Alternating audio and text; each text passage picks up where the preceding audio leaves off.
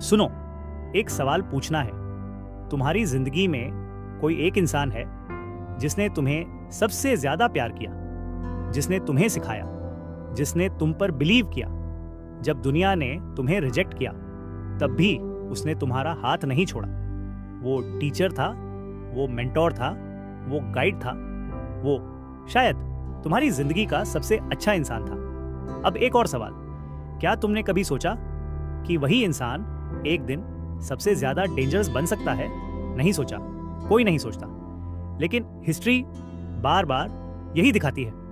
सबसे बड़े विलेन जिन्होंने दुनिया को सबसे ज्यादा नुकसान पहुंचाया, वो किसी न किसी के सबसे प्रिय मेंटर थे। वो किसी के लिए सबसे दयालु, सबसे समझदार, सबसे केयरिंग इंसान थे। और फिर एक दिन कुछ हुआ, कुछ ऐसा जो उन्होंने झेल नहीं पाया। और वो जो प्यार था, वो जो केयर था, वो जो दयालुता थी, वो सब एक अलग रूप में बाहर आई, एक डेंजरस रूप में। यह कहानी है मास्टर इयोनन की, इतिहास के सबसे दयालु मेंटर की और इतिहास के सबसे खतरनाक विलेन की, जो एक ही इंसान था। बैठो, ध्यान से सुनो, क्योंकि इस कहानी में सिर्फ एक कैरेक्टर नहीं है। इस कहानी में तुम भी हो, मैं भी हूं, हम सब हैं। पहले उस दुनिया को समझो जहां यह कहानी होती है, एवं एक एंशिएंट सिविलाइजेशन जहां नॉलेज सबसे बड़ी ताकत थी, जहां जो सबसे ज्यादा जानता था वो सबसे ज्यादा रिस्पेक्टेड था। यहाँ एक एकेडमी थी, द सोलारा एकेडमी, जहां दुनिया के सबसे गिफ्टेड स्टूडेंट्स आते थे। Science, philosophy, combat, strategy, art, सब कुछ यहाँ सिखाया जाता था। और इस एकेडमी का सबसे बड़ा टीचर, सबसे बिलीव्ड मेंटर था मास्टर इयोनन। मास्टर इयोनन 50 साल का, सफेद बाल, हल्की दाढ़ी, आंखों में एक वार्मथ जो तुम्हें इंस्टेंटली सेफ फील कराती थी। जब वो बोलता था तो लगता था दुनिया की सारी विजडम उसकी आवाज में है। जब वो सुनता था तो लगता था तुम्हारी हर बात दुनिया की सबसे इंपॉर्टेंट बात है। स्टूडेंट्स उससे प्यार करते थे, पेरेंट्स उस पर ट्रस्ट करते थे, गवर्नमेंट उसे रिस्पेक्ट देती थी। मास्टर इयोन का एक रूल था, हर स्टूडेंट, चाहे वो कहीं से भी आए, किसी भी बैकग्राउंड से हो, डिजर्व करता है सीखने का मौका। वो गरीब स्टूडेंट्स की फीस खुद भरता था, वो वीक स्टूडेंट्स के साथ एक्स्ट्रा टाइम स्पेंड करता था, वो उन स्टूडेंट्स को जिन्हें दुनिया ने वर्थलेस कहा, उन्हें चैंपियंस बनाता था। ये था मास्टर इयोन, सबसे दयालु, सबसे जेनरस, सबसे केयरिंग। और उसका सबसे फेवरेट स्टूडेंट था कायल। कायल एक अजीब लड़का, एक छोटे से गांव से आया था, कोई बैकग्राउंड नहीं, कोई इन्फ्लुएंस नहीं, लेकिन उसके अंदर एक फायर थी, एक ऐसी क्यूरियोसिटी जो मास्टर इयोन ने पहले कभी किसी स्टूडेंट में नहीं देखी थी। कायल हर चीज को क्वेश्चन करता था, वो सिंपली एक्सेप्ट नहीं करता था, वो समझना चाहता था कि क्यों। मास्टर इयोनन को यही सबसे पसंद था। उसने केल को पर्सनली मेंटर किया, extra sessions, late night conversations, special books जो नॉर्मली स्टूडेंट्स को नहीं मिलती थी। मास्टर इयोनन ने केल में वो सब इन्वेस्ट किया जो एक फादर अपने बेटे में करता है, टाइम, एनर्जी, लव, बिलीफ। और केल उस इन्वेस्टमेंट को हर बार जस्टिफाई करता था। वो ब्रिलियंट था, वो डेडिकेटेड था, वो ग्रेटफुल था। दोनों का बॉन्ड एक ऐसा बॉन्ड था जो एकेडमी में लेजेंडरी था। लोग कहते थे केल मास्टर इयोन का असली लेगेसी है। और मास्टर इयोन यह सुनकर जेन्युइनली खुश होता था, क्योंकि यही उसका सपना था, एक ऐसा स्टूडेंट तैयार करना जो दुनिया बदल दे। साल गुजरे, केल एकेडमी का टॉप स्टूडेंट बन गया। उसकी रेपुटेशन एकेडमी के बाहर भी फैल गई। गवर्नमेंट ने उसे नोटिस किया। एक बड़ा अपॉर्चुनिटी आया। केल को एवं की सेंट्रल काउंसिल में एक पोजीशन मिली, एक ऐसी पोजीशन जहां से वो एक्चुअली दुनिया को शेप कर सकता था। मास्टर इयोन खुश था, बहुत खुश। उसने कायल को ब्लेसिंग दी, कहा जाओ दुनिया बदलो। कायल गया और कुछ सालों में कायल ने जो किया वो एक्चुअली रिमार्केबल था। उसने रिफॉर्म्स लाए, एजुकेशन सिस्टम बदला, अपॉर्चुनिटीज क्रिएट किए उन लोगों के लिए जिनके पास पहले कोई चांस नहीं था। मास्टर इयोन दूर से ये सब देखता था और उसे गर्व होता था। लेकिन फिर कुछ हुआ? एक दिन केल के एक डिसीजन को काउंसिल ने रिजेक्ट किया। एक इंपॉर्टेंट डिसीजन, एक ऐसा डिसीजन जो केल को लगता था जेन्युइनली राइट था। काउंसिल ने पॉलिटिकल रीजंस से उसे ब्लॉक किया। केल फ्रस्ट्रेटेड हुआ। उसने मास्टर इयॉन के पास जाकर यह शेयर किया। मास्टर इयॉन ने उसे समझाया, कहा पेशेंस रखो, सिस्टम ऐसे ही चलता है, स्लो लेकिन श्योर। केल ने माना, लेकिन यह पहली बार नहीं था और आखिरी बार भी नहीं था। बार बार केल के राइट आइडियाज रॉन्ग पॉलिटिक्स की वजह से ब्लॉक होते रहे और हर बार मास्टर इयॉन ने कहा पेशेंस। केल के अंदर स्लोली एक फ्रस्ट्रेशन बिल्ड होती रही और फिर वो दिन आया एवं में एक बड़ी डिजास्टर हुई, एक बड़ा ड्रॉट। 3 साल, फसलें बर्बाद, लोग भूखे। केल ने एक इमरजेंसी रिफॉर्म प्रपोज किया, रिसोर्सेज रिडिस्ट्रीब्यूट करो, वेल्थी फैमिलीज के एक्सेस को नीडी लोगों तक पहुंचाओ। यह कंप्लीटली लॉजिकल था, कंप्लीटली राइट था। काउंसिल ने फिर ब्लॉक किया वेल्थी फैमिलीज के इन्फ्लुएंस की वजह से। केल ने देखा लोग मर रहे हैं, बच्चे भूखे हैं और काउंसिल पॉलिटिक्स खेल रही है। केल टूट गया। उस रात वो मास्टर इयॉन के पास आया। उसकी आंखों में अब फ्रस्ट्रेशन नहीं था, उसकी आंखों में एक कोल्ड डिटर्मिनेशन था। उसने मास्टर इयॉन से कहा, मुझे वो नॉलेज चाहिए जो आपने कभी किसी को नहीं दी। मास्टर इयॉन ने उसे देखा लंबे समय तक, फिर पूछा क्यों? केल ने कहा क्योंकि अब सिर्फ गुडनेस से काम नहीं चलेगा। मास्टर इयॉन ने मना कर दिया। केल चला गया और मास्टर इयॉन उस रात बहुत देर तक जागता रहा। यहाँ कहानी में एक और लेयर है जो सबसे इंपॉर्टेंट है। मास्टर इयॉन को उस रात एक याद आई, उसकी खुद की याद 25 साल पहले, जब वो खुद एक यंग टीचर था, जब उसने भी एक करप्ट सिस्टम देखा था, जब उसने भी एक ऐसा मोमेंट फील किया था जब गुडनेस इनफ नहीं लगती थी, लेकिन उसने तब एक चॉइस की थी, सिस्टम के साथ रहने की, स्लो चेंज में बिलीव करने की। And he had paid a price for that choice. उसके कई स्टूडेंट्स जो जेन्युइनली राइट थे, उन्हें उसने सिस्टम के लिए सैक्रिफाइस होते देखा था और उसने हर बार पेशेंस की एडवाइस दी थी और हर बार वो एडवाइस उन स्टूडेंट्स को और तोड़ती गई थी। मास्टर इयॉन के अंदर उस रात एक रियलाइजेशन हुई, क्या मैंने अपनी काइंडनेस की आड़ में एक्चुअली अपने स्टूडेंट्स को बिट्रे किया? क्या पेशेंस की एडवाइस एक्चुअली कावर्डिस थी मेरी?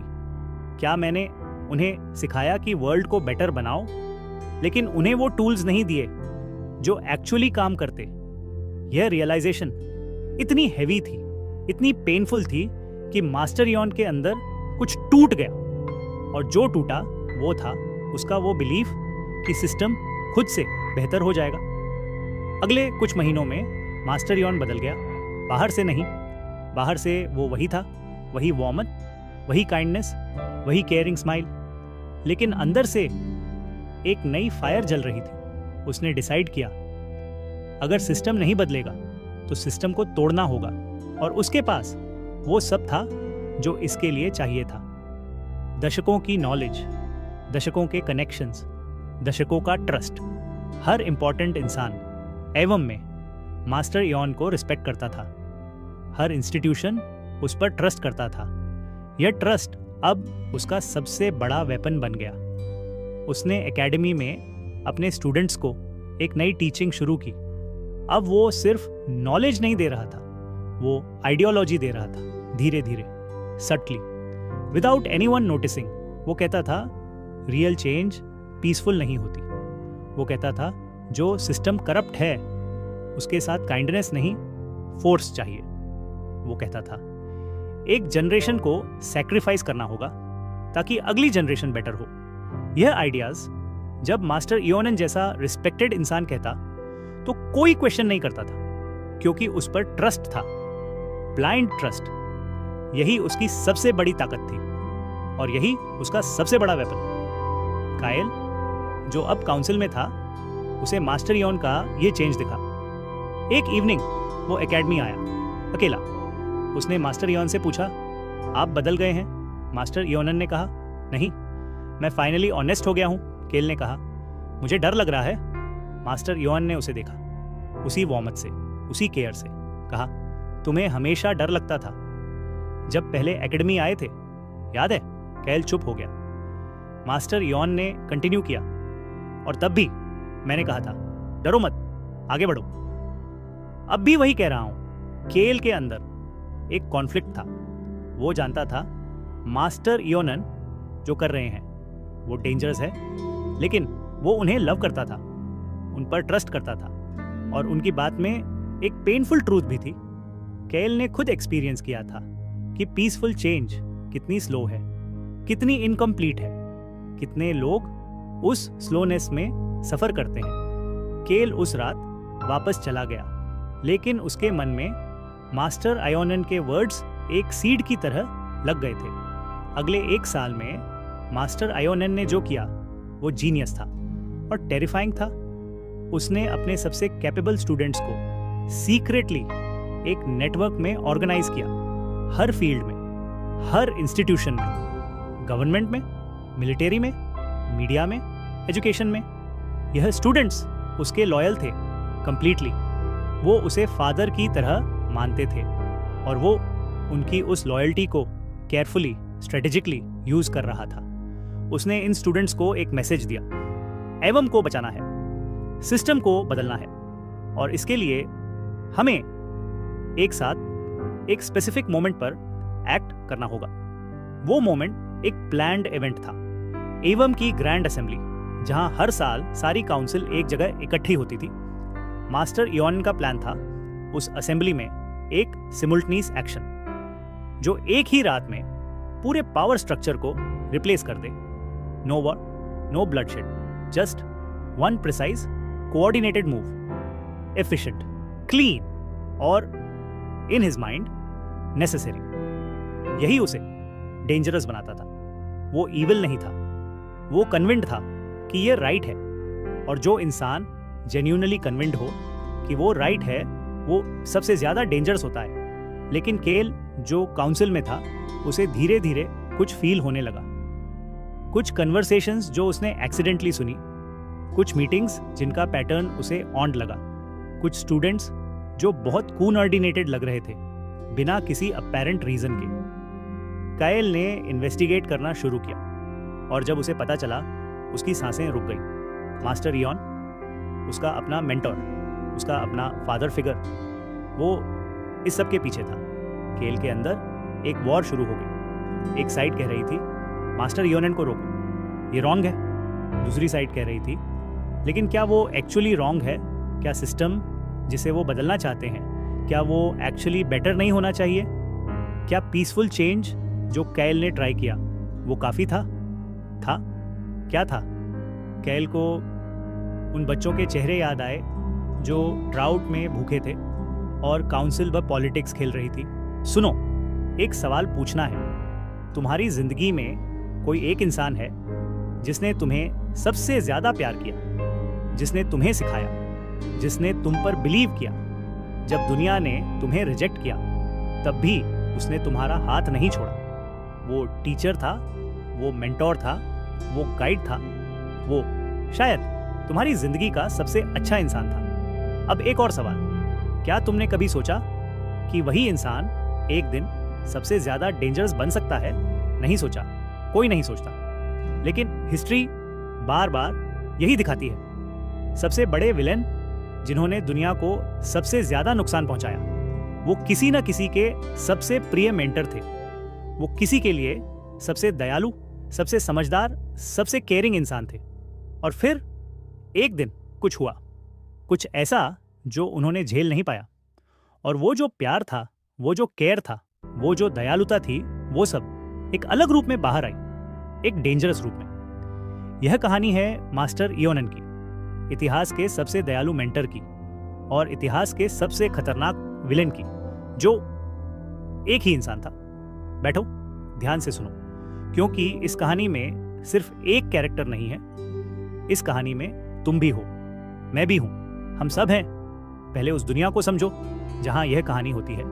एवं एक एंशिएंट सिविलाइजेशन, जहां नॉलेज सबसे बड़ी ताकत थी, जहां जो सबसे ज्यादा जानता था वो सबसे ज्यादा रिस्पेक्टेड था। यहाँ एक एकेडमी थी, द सोलारा एकेडमी, जहां दुनिया के सबसे गिफ्टेड स्टूडेंट्स आते थे। Science, philosophy, combat, strategy, art, सब कुछ यहाँ सिखाया जाता था।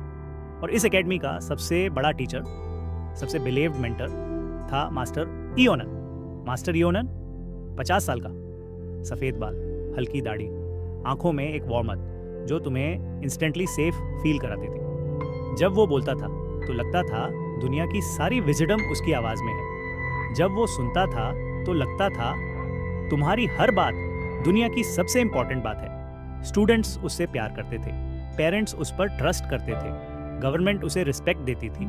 मास्टर इयोन का एक रूल था, हर स्टूडेंट, चाहे वो कहीं से भी आए, किसी भी बैकग्राउंड से हो, डिजर्व करता है सीखने का मौका। वो गरीब स्टूडेंट्स की फीस खुद भरता था। वो वीक स्टूडेंट्स के साथ एक्स्ट्रा टाइम स्पेंड करता था। वो उन स्टूडेंट्स को जिन्हें दुनिया ने वर्थलेस कहा, उन्हें चैंपियंस बनाता था। ये था मास्टर इयोन, सबसे दयालु, सबसे जेनरस, सबसे केयरिंग। और उसका सबसे फेवरेट स्टूडेंट था कायल। कायल एक अजीब लड़का, एक छोटे से गांव से आया था। कोई बैकग्राउंड नहीं, कोई इन्फ्लुएंस नहीं, लेकिन उसके अंदर एक फायर थी, एक ऐसी क्यूरियोसिटी जो मास्टर इयोन ने पहले कभी किसी स्टूडेंट में नहीं देखी थी। कायल हर चीज को क्वेश्चन करता था। वो सिंपली एक्सेप्ट नहीं करता था, वो समझना चाहता था कि क्यों। मास्टर इयोनन को यही सबसे पसंद था। उसने केल को पर्सनली मेंटर किया। Extra sessions, late night conversations, special books जो नॉर्मली स्टूडेंट्स को नहीं मिलती थी। मास्टर इयोनन ने केल में वो सब इन्वेस्ट किया जो एक फादर अपने बेटे में करता है। Time, energy, love, belief. और केल उस इन्वेस्टमेंट को हर बार जस्टिफाई करता था। वो ब्रिलियंट था, वो डेडिकेटेड था, वो ग्रेटफुल था। दोनों का बॉन्ड एक ऐसा बॉन्ड था जो एकेडमी में लेजेंडरी था। लोग कहते थे केल मास्टर इयोन का असली लेगेसी है। और मास्टर इयोन यह सुनकर जेन्युइनली खुश होता था, क्योंकि यही उसका सपना था, एक ऐसा स्टूडेंट तैयार करना जो दुनिया बदल दे। साल गुजरे, केल एकेडमी का टॉप स्टूडेंट बन गया। उसकी रेपुटेशन एकेडमी के बाहर भी फैल गई। गवर्नमेंट ने उसे नोटिस किया। एक बड़ा अपॉर्चुनिटी आया। केल को एवं की सेंट्रल काउंसिल में एक पोजीशन मिली, एक ऐसी पोजीशन जहां से वो एक्चुअली दुनिया को शेप कर सकता था। मास्टर इयोन खुश था, बहुत खुश। उसने कायल को ब्लेसिंग दी, कहा जाओ दुनिया बदलो।